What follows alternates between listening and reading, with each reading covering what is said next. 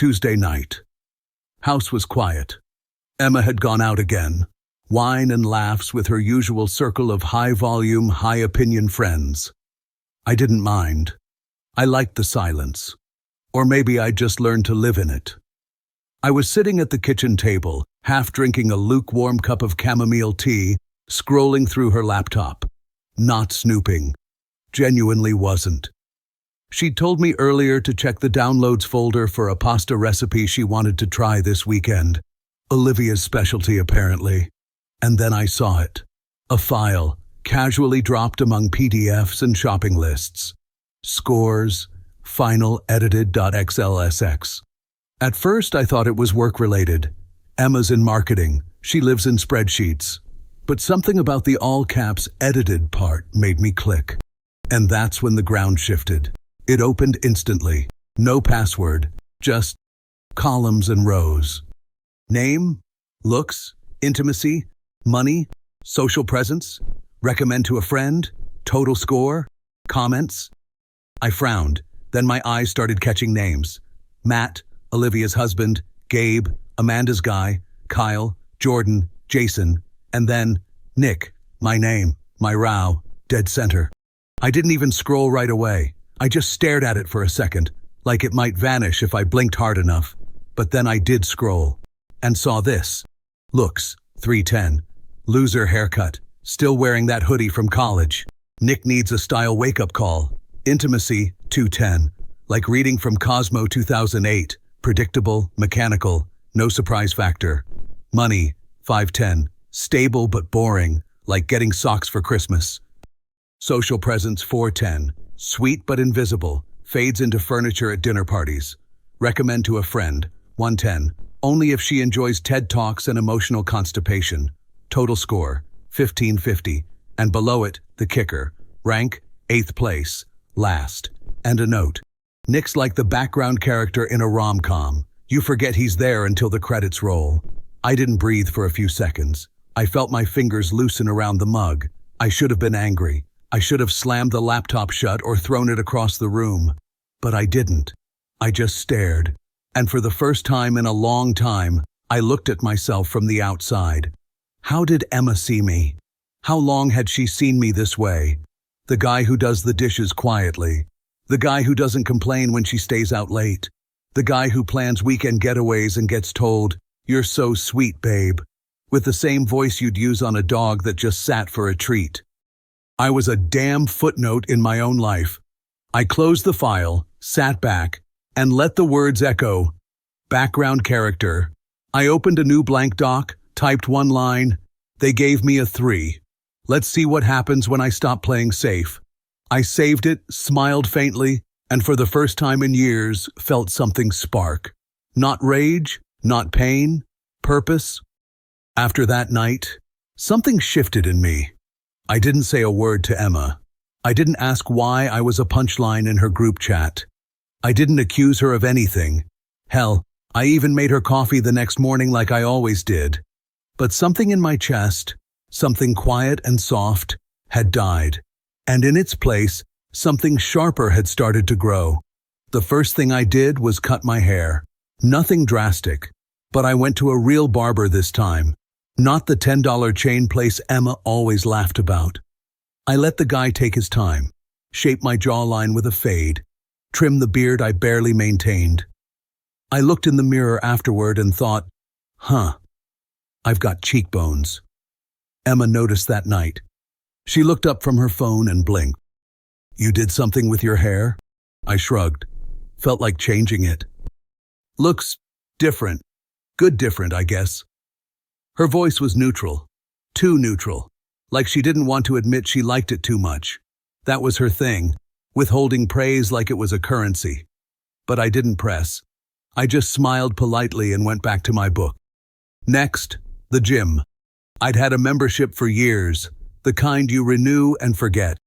This time, I showed up. 4 times a week. Nothing flashy, just consistency. Strength training, posture work, some boxing drills for cardio. 2 weeks in, my body started to remember it was alive. I wasn't aiming for abs. I wanted edge. I wanted to see something in the mirror that looked like it could say no and mean it. At home, I started cooking for myself. Meals with protein, color, and zero effort to please anyone else's palate. Emma raised an eyebrow the first time I made steak with asparagus instead of our usual pasta night. No carbs? No expectations, I said flatly. Just what I felt like. She gave a dry laugh. Who are you and what have you done with my husband? I smiled. Upgrading. Thought I'd give myself a better score. She paused for half a second, then went back to her wine glass. There were other little things. I stopped automatically asking her how her day was. Stopped giving those absent-minded shoulder rubs she never thanked me for. I spent more time out, sometimes at the gym, sometimes just walking through bookstores, sipping coffee, existing on my own terms. At first, she didn't question it. Then she started watching me more. One night, I came home from the gym a little later than usual. My shirt was clinging to me, damp from sweat. She looked up from the couch, blinked. You seeing someone? I looked her dead in the eye. No, I said, but someone's starting to see me, finally. She didn't laugh. I started tracking things, not in a spreadsheet, but mentally. Every time she reached out for physical affection with no warmth, noted. Every time she made a joke at my expense in front of friends, logged. Every moment she acted like she was doing me a favor by being my wife, remembered. But I didn't retaliate. Not yet. This wasn't about revenge, not in the traditional sense. This was inventory. This was me finally seeing the ledger and realizing how deeply in the red I'd been. And I was done paying interest on a marriage built on quiet ridicule. One night, I watched her fall asleep on the couch, half drunk, TV humming some reality show in the background. I stood over her for a long moment and thought, if I left right now, she wouldn't chase me. She'd make a joke about it in the group chat. But I wasn't going to leave. Not yet.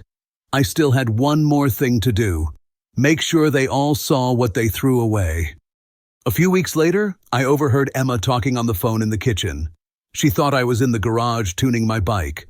Her voice was playful, tipsy. No, I swear, we're doing it this time. Full-on game show style. Husband trivia, matching questions, even a scoreboard for fun. Loser buys dinner for all the girls. Pause. Laughter. Oh, you know Nick's gonna come in last again. Poor guy's consistent, I'll give him that. I didn't move. Didn't even blink. I just stood in the shadows of the hallway, gripping a wrench in my hand like it was the hilt of something far older and sharper. They were doing it again. Another game. Another laugh at my expense. But this time, I was going to show up. When she asked me that night, I didn't flinch. Babe, we're doing a little game night at Amanda's in 2 weeks, like couples trivia and stuff. You don't have to. I'll be there, I said before she finished. She looked surprised. Her eyes narrowed. Really? I nodded. It might be fun. She hesitated, just for a second, like she sensed something she couldn't name. Okay, well, it's casual, like jeans and t-shirt kind of thing. Sure. But I already had my outfit picked. Tailored shirt, dark jeans, watch I hadn't worn in years. Nothing loud, just calculated sharpness. I had no intention of blending in this time. The next 2 weeks, I was clinical. I printed the spreadsheet, the original one with their husband scores, and tucked it into a black folder. I also collected a few bonus items. Screenshots of the file's metadata, chat messages between the girls that I found synced to our shared tablet. A few gems like, ugh, I swear, if Nick starts talking about finance podcasts again, I'm gonna throw myself into a wine barrel. I'm pretty sure Emma keeps him around because he folds laundry and doesn't ask for anything physical. Bonus points for being quiet. Makes him easier to ignore. They thought they were clever. They didn't realize I'd learned the one skill none of them had. Patience. 2 days before the party, I stood in front of the mirror. Not flexing, just looking. My face was leaner, eyes sharper, shoulders broader. The soft man I used to be, gone. And still Somewhere deep inside, part of me whispered, "Is this too much? Should I just walk away quietly?" I thought about it. Really thought about it. But then I remembered the tone in Emma's voice when she joked about me. Like I wasn't even in the room. Like I was the dog they forgot to let out before bed. No, they made this a game. And now, I was going to end it. The evening came wrapped in laughter and cheap wine. Amanda's house smelled like scented candles and too much perfume. The kind of place where you wipe your feet at the door, but still feel like you tracked in mud just by existing. There were about 10 of us, 5 couples. Emma was glowing, already a little flushed from the wine. Her laugh echoed across the living room, that performative kind of joy she saved for company. She looked beautiful, radiant even, and I didn't feel a damn thing. That used to scare me. Now it just clarified things. I got a few glances when we walked in. Matt nodded. "Nick? Looking sharp, man." "Thanks," I replied. Calm, even, controlled. Amanda smirked. "Emma's been hiding you, huh?" Emma shot her a look. "Oh, please, he's just discovered buttons." Laughter. Mine included, though mine was hollow by design. I took a seat, folder still tucked beneath my arm. We played a few icebreaker rounds first. Nothing serious. Just giggles, playful jabs, too many inside jokes that I wasn't part of. And then came the main event. Amanda stood up, holding a stack of note cards. She beamed like a game show host. "All right, ladies and gents, it's time for the ultimate partner challenge. Answer questions, score points, win bragging rights. You know the drill." Laughter. A few cheers. Emma leaned over and whispered, "Just don't embarrass me, okay?" I smiled. "I'll do my best." She didn't catch the second meaning. First question, what's your spouse's favorite comfort food? I wrote down, grilled cheese with pickles. Emma got it wrong. She wrote pad thai. She rolled her eyes and nudged me. Ugh, that was years ago. You still think I'm the same girl from college? I just shrugged. Apparently I'm not very observant. Second question, if your partner could trade lives with one celebrity, who would it be? She wrote, Elon Musk. I had written, David Goggins. The room laughed. Seriously, Nick? Matt snorted. You want to be yelled at by your inner demons all day? I smiled, slow and still. Better than being ignored by your wife for years. The room quieted for just a beat too long. Emma forced a laugh. Yikes, someone's been listening to too many Joe Rogan clips. They moved on, a few more rounds. I didn't care about the scores. I was waiting for that moment. And then Amanda clapped her hands. Bonus round. Now this is just for fun. A little husband leaderboard we made a while back. Total joke, promise. I saw it coming. I felt it in the shift of Emma's weight next to me. Her fingers tensed slightly on her wine glass. She didn't look at me. Amanda turned to the projector screen. A slide appeared. An Excel spreadsheet. The same categories, same names, updated scores. Laughter broke out almost immediately. Gabe's still in the lead. Matt, you dropped a point in intimacy. Oh my God, someone gave Kyle a 0 in recommend to a friend. And then silence, because I stood up. I walked calmly to the center of the room and pulled the black folder from under my chair. If we're doing spreadsheets, I said evenly, I brought one too. Amanda blinked. Wait, what? I opened the folder and took out a printout. This is the original, the unedited version, the one you all filled out weeks ago, the one Emma left open on our shared laptop. Emma turned to me slowly. Her face froze. Nick. No, don't speak. You had your turn. I lifted the page. Looks, 310. Loser haircut. Intimacy, 210. Like Cosmo 2008. Finances, 510. As boring as a tax return. I turned to the others. You all ranked your husbands, laughed about them, compared notes, wrote jokes, snide little comments, behind our backs. But I didn't come here to beg for respect. I laid the sheet down, then took out another. Screenshots, messages. One from Olivia in the group chat. Pretty sure Emma keeps him around because he folds laundry and doesn't ask for anything physical. Emma buried her face in her hands. Another message. Amanda. My guy's dumb, but at least he knows what he's doing in bed. Gasps. One husband stood up. You said what? And it spread. I didn't gloat. I just stood tall, centered. You called me a background character, a boring man, a safe bet, the least interesting option in a room full of loud choices. I looked around. Turns out, boring men read, boring men remember, boring men know how to wait. Then I turned to Emma. I won't yell, I won't beg, but I will leave. She stared at me, pale, speechless. Nick, wait. But I was already walking toward the door. No need to score this part, I said over my shoulder. I know exactly how I did. I had barely made it to the front steps when I heard her voice behind me. Nick, wait, please. Her heels clicked against the hardwood, desperate and uneven, the kind of sound you only hear when someone realizes too late that they've burned the bridge they're standing on. I didn't stop right away. I kept walking toward the car. She caught up just as I opened the driver's side door.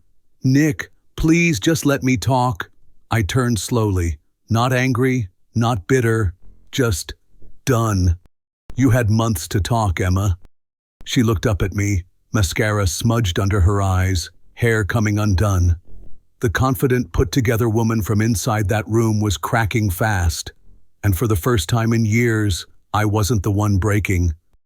I didn't think you'd ever see that file. It was just stupid fun, you know? Something the girls started. It wasn't supposed to mean anything. I tilted my head. You gave me a 2 out of 10 for intimacy. It was a joke. Was it also a joke when Olivia said you keep me around because I do the laundry and don't ask for anything physical? She flinched. Good. That was out of line. I didn't say that.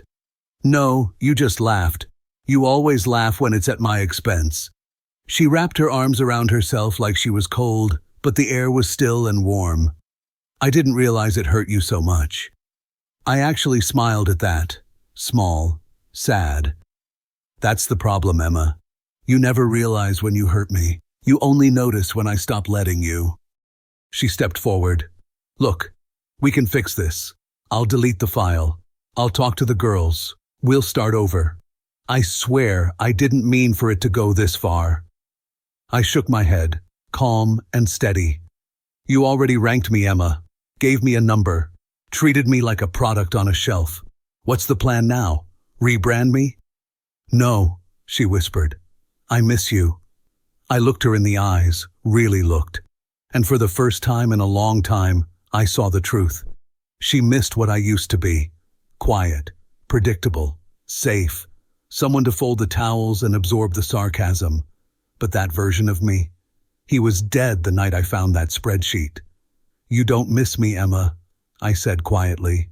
You miss control. Her lip trembled. She reached for my hand. Don't do this. We're married. I gently pulled my hand away. Yeah, we were. And then I got in the car, started the engine, and left her standing in the driveway, blinking against the night, unsure when she lost the man who had never once raised his voice, until he stopped speaking to her at all. 3 months.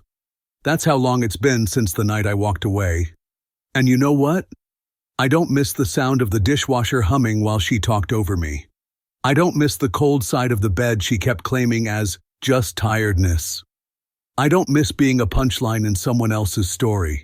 These days, my mornings are quieter, but not the empty kind of quiet, the peaceful kind. I moved into a small loft downtown. Nothing fancy, but everything here is mine. My coffee mug, my playlist, my space. I started freelancing, something I'd always wanted to do, but never had the permission for. Turns out, I'm damn good at what I do when no one's rolling their eyes behind me while I talk about it. I got into photography too. Bought a decent camera, started going on weekend trips, mountains, coastlines, long roads with no one to answer to. Sometimes I don't check my phone for hours. Feels like breathing for the first time. Emma called me the first week, texted, Emailed. It was all the same. Let's talk. I've changed. We can fix this. She even sent a photo of us once. A memory from Paris. Captioned, "Remember this? We were happy." Yeah, I remembered. I remembered holding the camera while she posed. I remembered asking a question about the Louvre and her saying, "God, Nick, you overthink everything." I remembered the night she rolled away from me in bed and said, "Not tonight, just hold me." She wanted to rewind to a fantasy that never really existed, so I never replied. Last week, I ran into Amanda and her husband. Well, ex-husband now. She looked thin, tired. Not just physically, I mean worn out.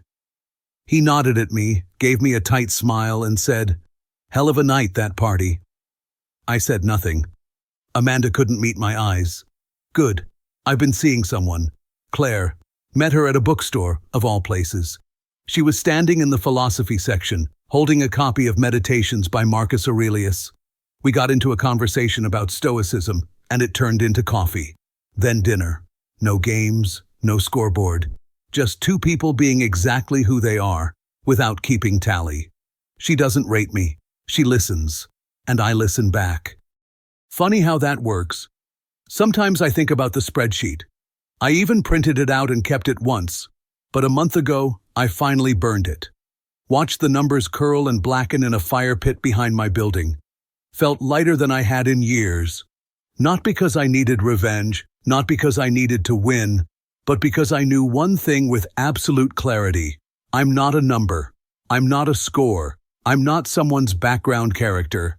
I'm the whole damn story now. And I write every word myself.